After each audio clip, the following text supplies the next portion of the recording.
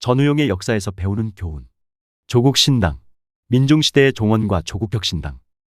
2000년 1월 30일 민주노동당이 공식 출범했다. 분단 이후에도 진보당, 민주혁신당, 사회대중당 등 진보적 강령을 내건 정당들이 명멸했으나 반공이 국시인 상황에서 노동자 농민의 권익을 옹호한다는 정당이 대중적 기반을 갖기는 어려웠다. 민주노동당은 전국적 지지 기반을 확보한 대한민국 최초의 진보정당이었다.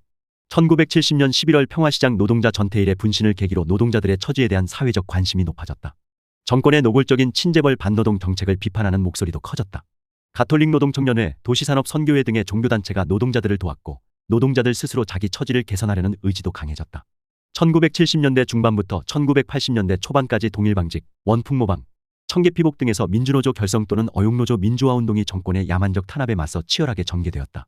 전두환 일당은 정권을 잡은 후 노동관계법을 개혁하여 제3자 개입을 금지하는 등 종교단체나 지식인들이 노동자와 연대하는 길을 끊으려 했으나 1980년대에는 많은 학생이 학교를 그만두고 노동 현장에 들어가 스스로 노동자의 정체성을 취득했다. 1987년 6월 항쟁 직후 억눌렸던 노동자들의 생존권 보장 요구가 본물처럼 터져나왔다. 이른바 7, 8월 노동자 대투쟁의 결과 주로 봉제산업 여성 노동자들이 주도했던 노동운동은 대규모 산업단지의 남성 노동자 중심으로 재편되었다. 노동조합은 순수하게 노동자의 처우 문제만 다뤄야 한다는 반공주의적 고정관념에도 균열이 생기기 시작했다.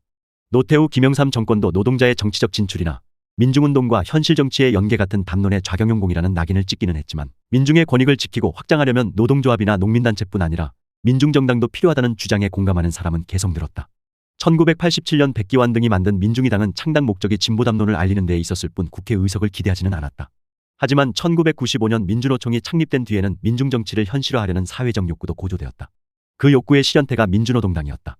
민주노동당은 노동자와 농민의 권익을 침해하고 노동운동과 농민운동을 방해하는 각종 법적, 제도적 관행적 문제들을 입법기관 안에서 해결하는 것을 목표로 삼았다. 그런데 민주노총이 창립되기 직전부터 한국 사회의 민중 담론에 중대한 변화가 생기기 시작했다. 1987년 한국여성단체연합, 1989년 경제정의실천시민연합, 1993년 환경운동연합, 1994년 참여연대 등 탈계층적 시민단체들이 설립된 것이다. 이들 단체가 출연할 당시에는 중산층의 관심사를 대변하는 운동으로서 민중운동을 약화시킬 것이라고 비판하는 사람들이 있었으나 점차 민중인이 민중운동이니 하는 말의 사용 빈도는 줄어들고 대신 시민인이 시민단체니 하는 말이 시민권을 확보했다. 민중이라는 단어가 소멸 과정을 밟은 데에는 역대 정권이 이 단어를 불온시한 탓도 있지만 1997년 외환위기 이후 한국 노동시장의 구조적 변화도 큰 몫을 했다. 노동자들이 정규직과 비정규직으로 분화함으로써 대기업 노동조합원이 될 수 있는 정규직 노동자는 귀족 노동자라는 별명을 얻었다. 그들 스스로 비정규직 노동자와 차별화하려 했고 그러면서 민중이라는 이름에 거부감을 느꼈다. 이런 현상은 민주노총의 정치적 대변 자격이었던 민주노동당의 좌표 설정에도 영향을 미쳤다.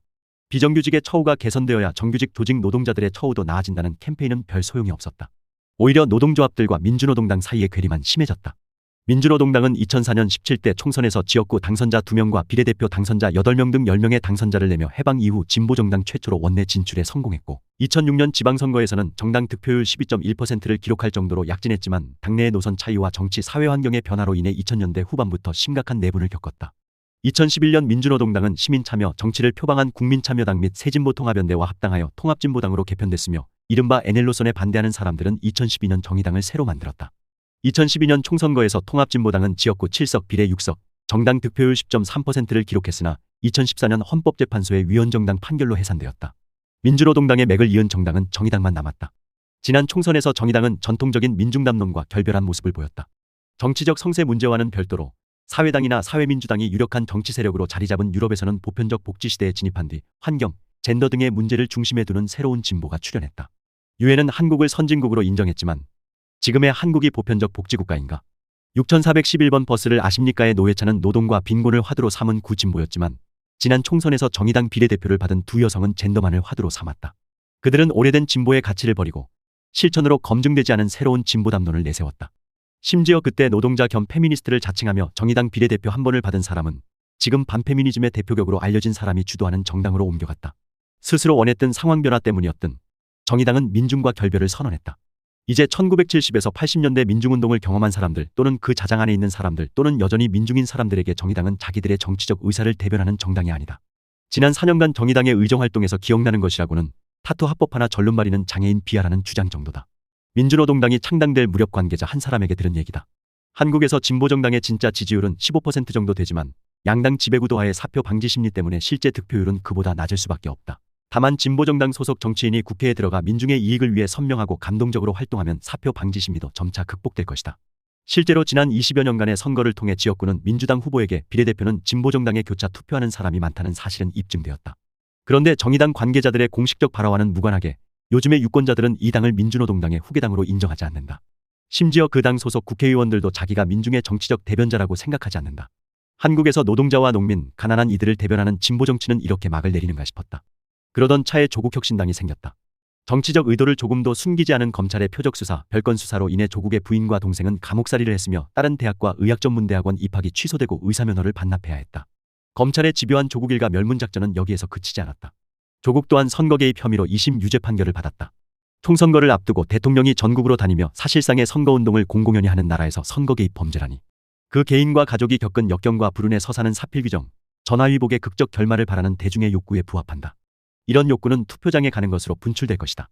또 하나, 조국은 민주당보다 왼쪽에서 민주당보다 더 선명하게 검찰 독재 정권에 맞서 싸우겠다고 공표했다. 몰락했거나 몰락해 가는 것으로 보였던 진보 정치를 소생시키겠다는 선언의 다름 아니다. 민중의 시대는 같지만 일하는 사람이 정당한 처우를 받고 가난한 사람도 인간답게 살 수 있는 세상을 바라는 마음은 아직 살아있다.